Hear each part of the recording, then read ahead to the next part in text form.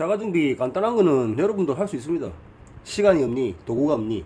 나는 손재주가 없니? 이런 거는 사실 어느 정도 다 핑계입니다, 핑계. 저도 하는데 간단한 거는 누구나 할 수 있습니다. 우리나라에서 핑계로 성공한 분은 딱 한 사람밖에 없습니다. 안녕하세요. 개똥정비 개똥입니다. 오늘은 편안하게 집에서 촬영합니다. 통닭. 오늘 소주 판매하면서 편안하게 촬영하겠습니다. 오늘은 제가 자가정비를 하는 이유 3가지에 대해서 얘기해 드리겠습니다.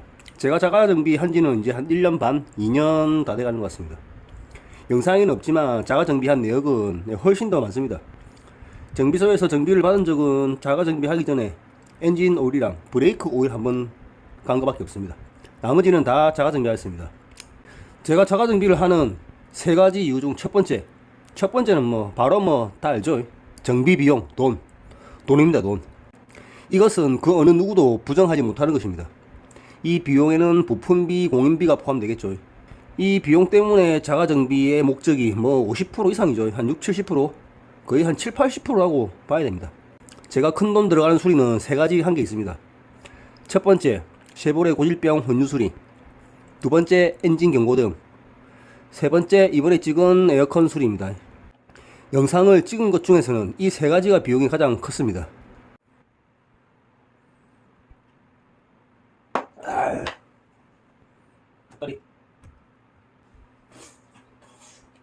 첫 번째 혼유 수리는 카센터에는 안 갔지만 수리비를 대충 알고 있었습니다. 비용이 가장 큰 문제인데 카페에서 정보를 통해서 알고 있었습니다. 혼유 완전 터지면 기본 100을 훨씬 넘어갑니다. 200, 300까지 비용이 됩니다. 제 아는 형은 라세티 혼유가 되어서 견적 400을 받고 그냥 바로 폐차했습니다. 저는 이거를 가스켓 하나 교체로 25,000원 정도로 해결을 했습니다.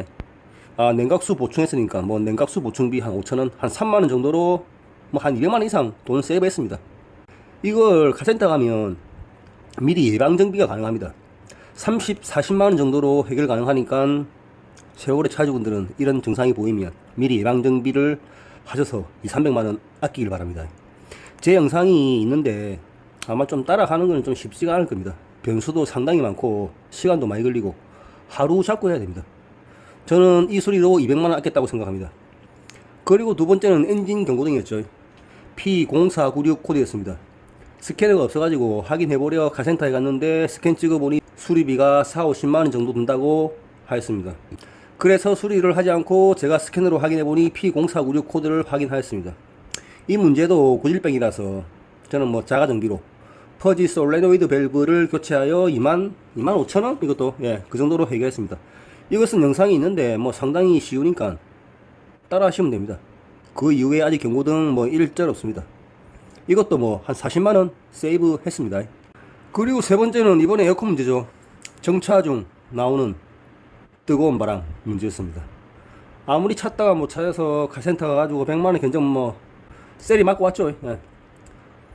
당연히 수리 안 했죠. 수리 안 하고 이제 원인을 찾다가 한 2달 걸렸습니다.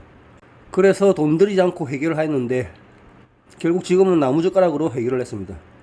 에어컨 수리비 100만원, 외기 내기 개폐기 통째로 아세이 교체 수리비 60만원, 합치면 160만원 세이브 했습니다. 영상 참고하시면 됩니다. 이 3가지로 카센터에 갔으면 총 400만원인데 5만원? 한 6만원으로 3가지 문제를 해결하였습니다. 그래서 있습니까? 맛있는 소고기, 토마호크 또 냠냠 했습니다. 수리 비용이 자가정비 비용이랑 차이가 어마무지하게 납니다. 큰 고장일수록 더 많이 나죠. 400만원 수리비를 5만원으로 땡 하였습니다. 그래서 자가정비를 하는 첫 번째 이유는 무조건 정비 비용, 돈 때문이다. 자가정비를 하는 두 번째 이유는 정비소를 100%는 믿지 못한다. 100% 못 믿는 게 아니고 100%는입니다. 오해하지 마시고. 그런데 이거는 살다 보면 정비소뿐만 아니라 세상의 모든 것들이 사실 다 믿을 수가 없는 것들이 상당히 많습니다. 그래도 양심적으로 하는 정비소도 많이 있습니다. 그런데 사회 전반적인 분위기는 사실 좀 우리 정비소에 대한 좀 부정적인 인식을 좀 가지고 있죠. 그거는 부정할 수가 없고 저 또한 그런 인식이 있습니다. 비용적으로 못 믿는 것도 있지만 수리에 대해서도 제대로 잘 되었는지 잘 안 되었는지, 이것을 사실 믿지 못하는 부분도 있습니다. 혼유 수리가 만약에 7년 만에 터져서 수리비 200만원 주고 수리했는데 1년 만에 또 터지면 그 사람은 수리가 제대로 된 게 맞는지 의구심을 가질 수밖에 없습니다. 근데 이런 경우가 자주 있습니다. 타이어 교체를 했는데 나오자마자 타이어 빠지는 경우도 봤고, 친구가 카센터에 수리하고 왔는데 운행 중에 계속 본네트에 소리가 납니다. 소리가. 그 열어보니까 안에 막 뭐 벤치, 뭐 렌치, 막 도구가 막 들어 있습니다. 진짜 그 우리 병원으로 치면 수술하고 뭐 가위, 메스 이런 거를 사람 배 안에 두고 온 거랑 똑같습니다.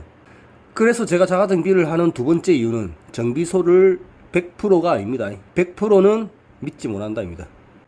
이게 두 번째 이유입니다. 한잔 반갑습니다.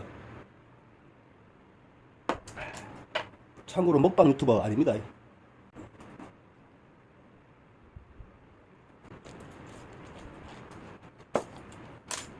그리고 자가정비를 하는 세 번째 이유는 탁월한 성취감이 있습니다.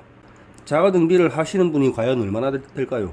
10% 될까요? 10% 안 될 겁니다. 제 주위에도 거의 없습니다.